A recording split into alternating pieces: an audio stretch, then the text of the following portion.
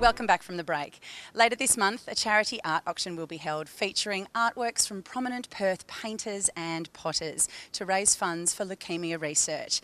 Angela has the story.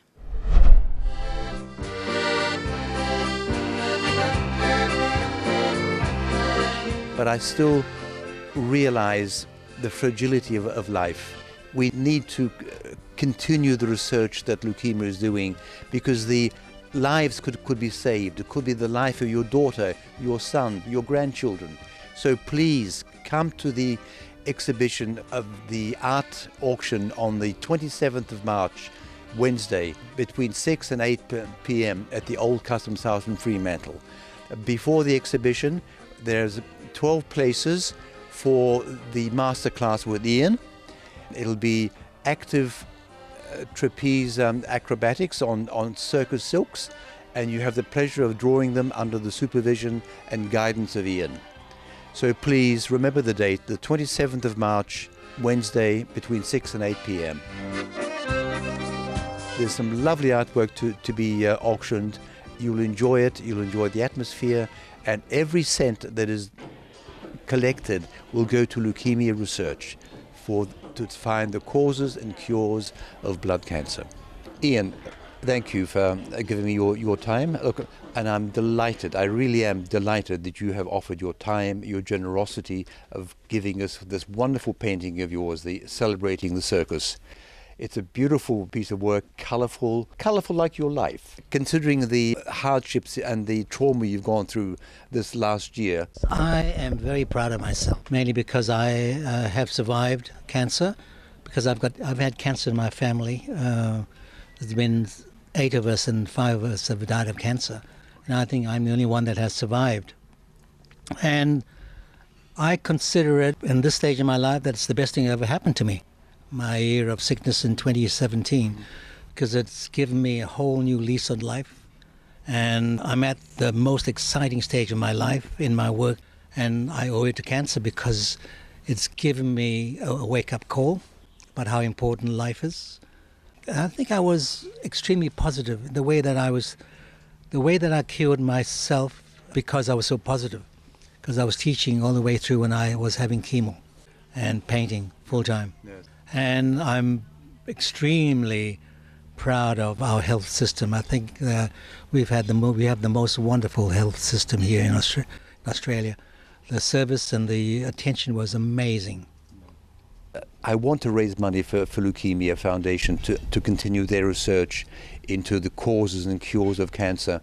Every piece of work sold at my art auction, including yours, will raise money for leukemia, for the research. This research can help everyone. It can help our children, our daughters, our sons. It can help our grandchildren. So it's essential that people contribute to Leukemia Foundation. Fantastic. I've had a long relationship with the Cancer Foundation, because they organized my first 10 exhibitions from 1990. Your generosity has extended to giving your time for a 3-hour masterclass before the art auction. It'll be held at the Old Customs House. We're bringing back the tradition of the indoor circus. We're having the circus silks. They'll be cavorting on these strings and doing live acrobatic performances.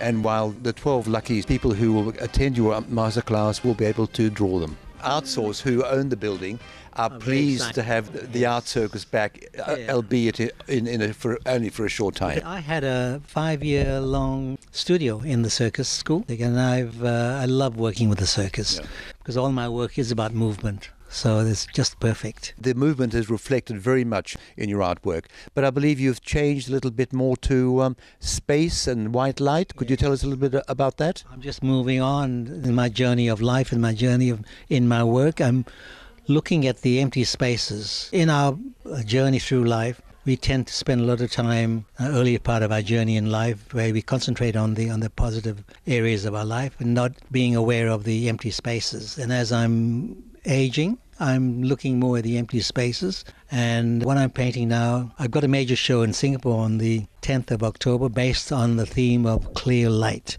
which is the empty spaces. Because the Buddhists believe that in your journey through life, and when you pass on to the next world, you're encased in clear light, white light. So that's what I'm concentrating on in my journey. Come to the exhibition of the art auction on the 27th of March, Wednesday, between 6 and 8 p.m. at the Old Customs House in Fremantle. In our last story today, Bass attends the Consumer Protection Awards, which recognises excellence in the contribution and commitment to protecting WA consumers. We're at the Consumer Protection Awards for 2019 here today. There's some very worthy finalists. Let's find out who the winners are. I'm here with Lainey at the Consumer Protection Awards for 2019. Lainey, how are you? I'm well, thank you. Excellent. What do you think about some of the finalists as well as some of the award winners today? Absolutely inspiring. I think all of the work of all of the finalists and the winners is really inspiring and helps us just keep that passion alive in terms of keeping going with consumer protection. Particularly like to pay tribute to the Safety Commendation Award winner and the product safety families that have been here today, who've been bereaved, who've lost children and have gone on to campaign for changes to the law and really honour the fact that they've taken that time to passionately commit to change for protecting children. Hey Drew, how are you? Hey, good, thank you. How are you, Baz? Very good, thank you. And so tell us, what's your position in your company? I'm the chairperson of Street Law Centre WA Inc. So Street Law is an organisation that provides legal advice to homeless people in Perth and across Western Australia through a few different avenues. We provide outreach legal services, actually putting lawyers into community centres where homeless people are receiving other services. We also run a toll-free advice line, so people can call in and get legal advice through that line. We also run community legal education programs so people can be more educated about their rights and how to interact with the legal system and with government agencies themselves. And also we do some law reform work seeking to advocate for homeless people in government generally to try to get laws that will assist them to try to break the cycle of homelessness. I'm with Glenys Marsden. She's one of the worthy award winners for today at the Consumer Protection Awards 2019. How are you, Glenys? Very well, thank you. Tell us a little bit about your, what your involvement is and what you do. I was on the Advisory Council for a few years where I learnt an awful lot about consumer law and got to work on a lot of different topics for consumer protection. And second to that, I have a business called The Customer's Voice, and we interview consumers on myriad of different areas like domestic violence or new products or safety products, that sort of thing. How do you feel about winning the award today? It's a pretty big prize. Yeah, I'm absolutely wrapped. I didn't think I would, so I'm really pleased. Also pleased just that it kind of highlights the work of market research and being able to actually hear from people and hear what their thoughts are. So yeah, I'm absolutely wrapped. I'm with Dee. She's one of the award winners today at the Consumer Protection Awards for 2019. Dee, how are you? Good, thank you. Congratulations. What an amazing prize to be awarded today. It certainly feels really good to make this achievement. And Bolt It Back for Reef, you've basically raised awareness about that through social media. Yes, we have. From the very start, about a week after Reef passed away, we started. What would you like to see come out of this? Law changes, particularly. More community education on furniture safety in the home because it's not very well known, especially to first-time parents. And just to know that Reef's death wasn't in vain.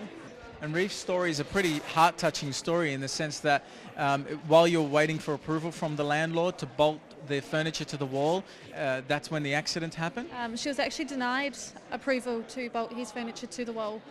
So. And that's the bit of furniture that actually fell and took away Reef's life? Yes, it is. Yeah. It's really sad and it is heart-touching, but out of it, something like this. Yeah, this is amazing. And it could potentially save people's lives. It's already saving lives, our campaign. We've had parents inbox us thanking us that they've now bolted their furniture back, and that is another life saved in our view. What would you like to raise awareness about for your company and what you guys do?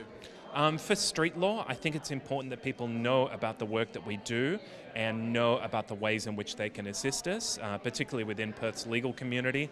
There are many ways in which pro bono legal services can be provided to people, and also advocating for funding for community legal centres, both generalist legal centres and specialist legal centres, is so important. So sitting in the role of Commissioner for Consumer Protection, I am hoping that today's event really inspires consumer advocates and people working in industry groups to really think about the important role that they have in ensuring better consumer protection in Western Australia. Thank you so much for joining us for this week's episode of Undercurrent. We hope you've enjoyed our Perth stories. We will be back next week with more of those stories, so we hope to see you then. I'm Deanna Cooney, your host. Have a fantastic week. Take care.